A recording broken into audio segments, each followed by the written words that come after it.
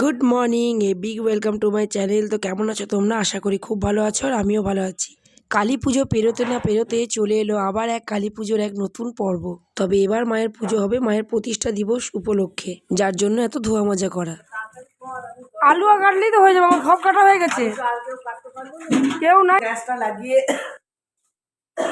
ছোট গ্যাসটা লাগিয়ে ভাজাভুজিগুলো শুরু কর, পায়েসটা বসিয়ে দে।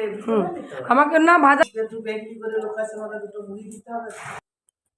বাবা এই ডেকটার পেছনে পুরো মাটি লাগিয়ে নিল, কারণ এই ডেকটাতেই মায়ের ভোগের খিচুড়ি হবে আর উনুনে বসানো হবে, তাই এই ব্যবস্থা করা। আর আমিও সবজি কাটতে শুরু করে দিয়েছি। মায়ের ভোগের জন্য খিচুড়ি, পায়েস আর 5 রকম ভাজা হবে আজকে। অগ্রহায়ণ মাসে 30 তারিখে মায়ের প্রতিষ্ঠা দিবস, আর সঙ্গে বিশ্ব শান্তি যজ্ঞ হবে। মাকে পুনরায় রং করা হয়েছে, বলতে পারো মায়ের পুনঃপ্রতিষ্ঠা হলো। তো সবজি কাটা শেষ করে এবার জলে আমি ধুয়ে নেবো। প্রত্যেকটা সবজি একে একে ধুয়ে নিলাম। করছিস হ্যালো। মাঝে মাঝে এদের দিকেও নজর রাখতে হয়েছে। এটা কাকিমাদের উঠোন। কদিন আগে কাকিমার ছোট ছেলে ওর জন্মদিন গেল, তার জন্য এই প্যান্ডেল, এখনও সেই প্যান্ডেল খোলা হয়নি। তো বাবা এদিকে উনুনে মুগ ডালটা ভেজে নিয়ে খিচুড়ির জল বসিয়ে দিয়েছে। সেই সময় বিকাশদা আমার হাতে ধুনোর প্যাকেটটা দিয়ে বলল পুজোর জায়গায় রেখে দিতে। আর এখানে সব পুজোর সামান, মানে পুজোর জিনিসপত্র। স্নান করে নিয়ে ভোগের দিকে যেতে যাবো, আর ডাক এলো ঘট আনতে যেতে হবে। ভোগ বসাতে দেরি হয়ে যাবে, এজন্য ভেবেছিলাম ঘট আনতে যাব না, কিন্তু এও মেয়েদের ঘট আনতে যেতে হবে। তাছাড়া মায়ের ভোগ 3টের পর নিবেদন করা হবে। তো ভোগের জন্য আমি অনেকটাই টাইম পেয়ে গেলাম, আর সেই জন্য আমি ঘট আনতেও যেতে পারলাম।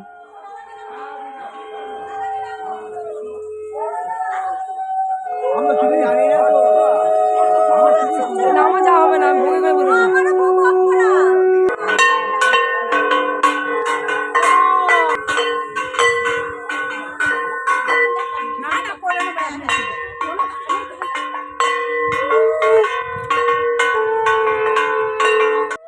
আমার সঙ্গে যে শাক বাজাতে বাজাতে যাচ্ছিল সেটা আমাদের ননদ দিদি, খুবই ভালোবাসে আমাদের। আর বাচ্চা দুটো একটু পেছনে আসছিল শর্মিলার সঙ্গে, আমাদের ছোট যা, আর খুব যত্ন করে শর্মিলা ওদের দুজনাকে নিয়ে যাচ্ছিল।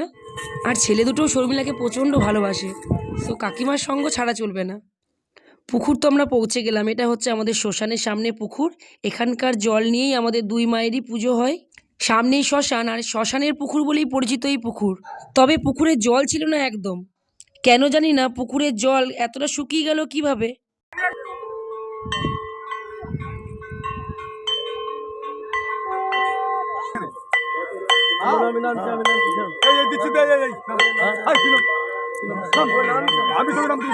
খুবই সামান্য পরিমাণ জল থাকা সত্ত্বেও জলের গভীরতা কিন্তু অনেক ছিল, তাই খুব সাবধানেই পা ফেলছিল আমার ছোটদা। এই পুকুরের কি যে মাহিত্য, কালী পুজোর সময় মানে 1 মাস আগে অঢেল জল ছিল এই পুকুরে। তার ঠিক 1 মাস পর এই অঘ্রাণ মাসের অমাবস্যাতে পুরো জল শুকিয়ে গেল এই পুকুরে। বর্দিও নেমে গেল ঘটে জল ভরার জন্য।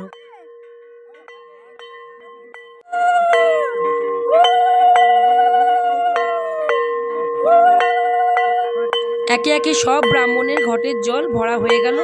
আমি ঘট ধরতে পারিনি, কারণ আমার হাতে মোবাইল আর স্ট্যান্ড ছিল, তাই এই কাজটা আর আমার দ্বারা হলো না আজকে।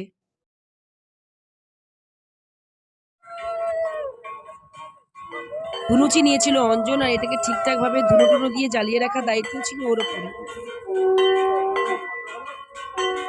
তরাই উতরায় রাস্তা পেরিয়ে সব ব্রাহ্মণেরা জল ভরে চলল মায়ের মন্দিরের দিকে। আর এই যে ইনি আমাদের কাকা শ্বশুর, প্রচণ্ড ইয়ার্কি মারে। সঙ্গে ক্যামেরাম্যান ছিল অবশ্যই, তবে আমার কাজ তো আমি আমার মোবাইল দিয়েই করছিলাম। সঙ্গে না এলে এই সিনগুলো আমি প্রচণ্ড মিস করে যেতাম।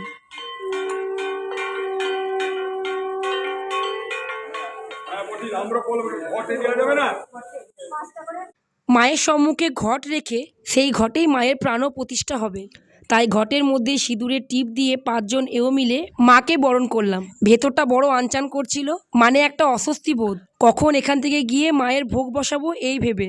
কিন্তু এ স্তরী মেয়ে ছাড়া তো এই কাজগুলো হবে না, তাই কিছুটা সময় নিয়ে মনে ভক্তি রেখে এই কাজগুলো সেরে নিলাম।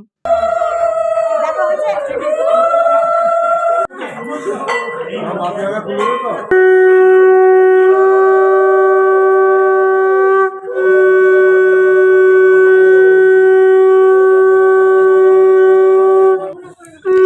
মাকে প্রণাম করে সোজা চলে গেলাম ভোগের কাছে।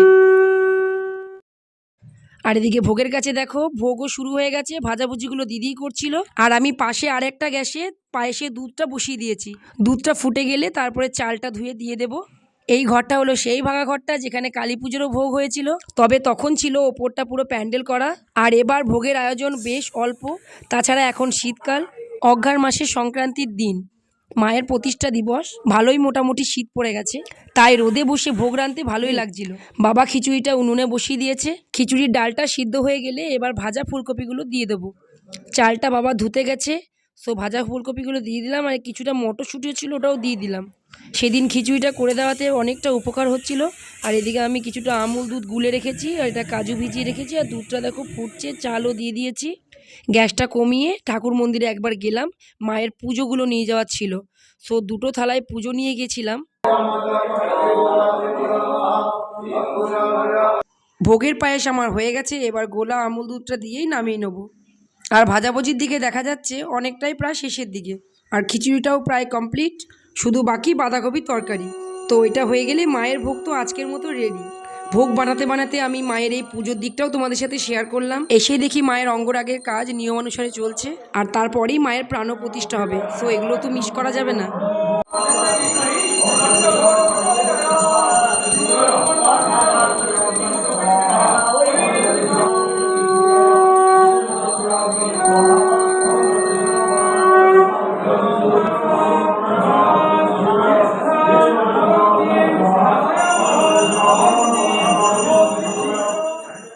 মন্দিরের আর একদিকে পার্থিব শিব স্থাপন করে রুদ্রা অভিষেকের কাজও চলছে। সব মিলিয়ে মোটমাট 15 জন বামুন দ্বারা মায়ের এই প্রতিষ্ঠা দিবসের কাজ চলছিল। আর ততক্ষণে মায়ের ভোগ নিবেদনও হয়ে গেল। এবার মায়ের আরতি শুরু। এক একজন ব্রাহ্মণ এক এক দিকটা সামলাচ্ছিল। যেমন কেউ মায়ের আরতি করছিল, কেউ আবার রুদ্র অভিষেকের কাজ করছে, অন্য কোনো ব্রাহ্মণ দ্বারা হচ্ছিল, তো কেউ আবার পঞ্চমুণ্ডী দেবতার পুজো করছিল।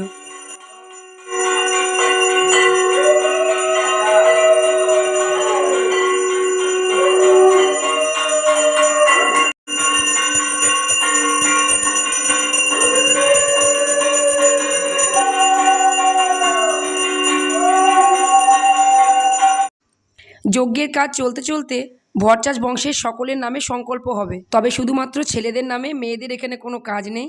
যজ্ঞের বেদি ও ঘটগুলো এত সুন্দর সাজিয়েছিল যে দেখেই মন ভরে যাচ্ছিল। অত্যন্ত নিষ্ঠা ভরে কাজ হচ্ছিল মায়ের প্রতিষ্ঠা দিবসের। এত নিয়ম আচার অনুষ্ঠান, মাথায় তো কিছু ঢুকছিল না, শুধু দেখে অবাক হচ্ছে। আমাদের পুজো তো হয়ে গেছে, সোমনাথের হাতে পুজোর থালা। তবে মায়ের এক মাসি দুর্গাপুর থেকে আমাদের এই বর্ধমানে বাড়িতে এসেছিল শুধুমাত্র এই পুজো আর যজ্ঞ দেখার জন্য। তো ওনার একটু পুজো দিতে দেরি হয়ে গেছে, তবে বিশেষ কিছু অসুবিধা হয়নি। মায়ের কাছে ওনাদের পরিবারের নামে পুজো দেওয়া হয়েছিল।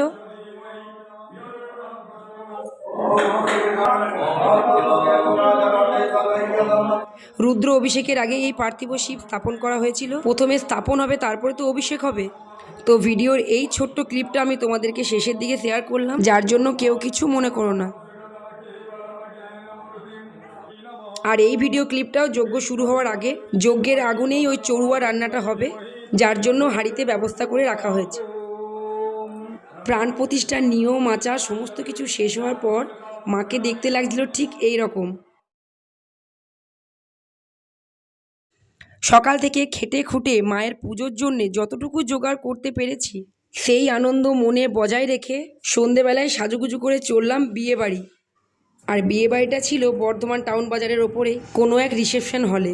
মা আর সোমনাথ যায়নি, গিয়েছিলাম আমি, পর্ণা, বাবা আর বাচ্চা দুটো। একটা টোটো রিজার্ভ করে চললাম বিয়ে বাড়ি। তো আমরা গন্তব্যস্থলেও পৌঁছে গেছি।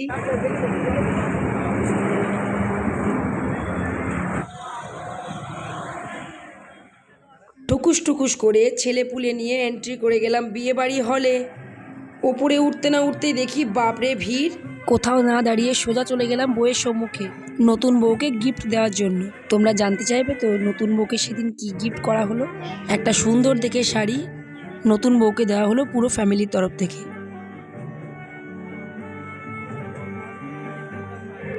এদিক ওদিক অনেক তাকালাম, কিন্তু বরের পাত্তা পেলাম না। মঞ্চে তো শুধুমাত্র নতুন বউ একাই বাজিমাত করছে, আর করারই কথা, স্পেশাল এই দিনটা যেহেতু তার, সবাই অ্যাটেনশন তো তাকেই দেবে।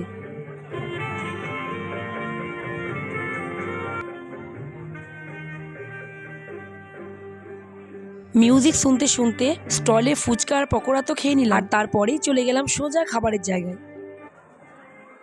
আর এসেই দেখি পুরো ব্যাচ বসে গেছে, কোনো সিট ফাঁকা নেই। কি আর করব, কিছুক্ষণ ওয়েটও করে নিলাম। খাবারের দুটো লাইনে ফিনিশিং আর স্টার্টিংয়ের টাইমটা একটু অন্যরকম ছিল, তো যে দুটো লাইনের খাওয়া দাওয়া প্রায় শেষের দিকে হয়ে এসেছিল সেখানে আমরা মোটামুটিভাবে সিটগুলো পেয়ে গেলাম। তবে একসঙ্গে সিট আমরা পাইনি, পর্ণা ছেলেটাকে নিয়ে আলাদা বসেছিল আর আমি, বাবা, মেয়েটা আরেক দিকে।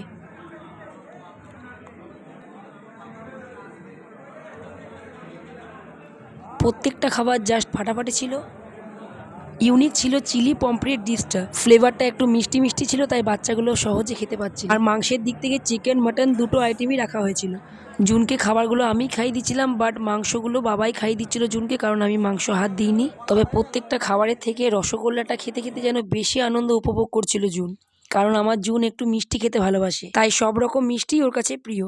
আজকের ভুড়িভোজ তো কমপ্লিট, আর শেষ আকর্ষণ হলো আইসক্রিম। শীতে আইসক্রিম খাওয়ার মজাটাই আলাদা। খাওয়া দাওয়ার পর হাত ধুয়ে সব শেষে আইসক্রিমটা দাঁড়িয়ে দাঁড়িয়ে খাবো, সেই আনন্দটাই অন্যরকম, তাই না?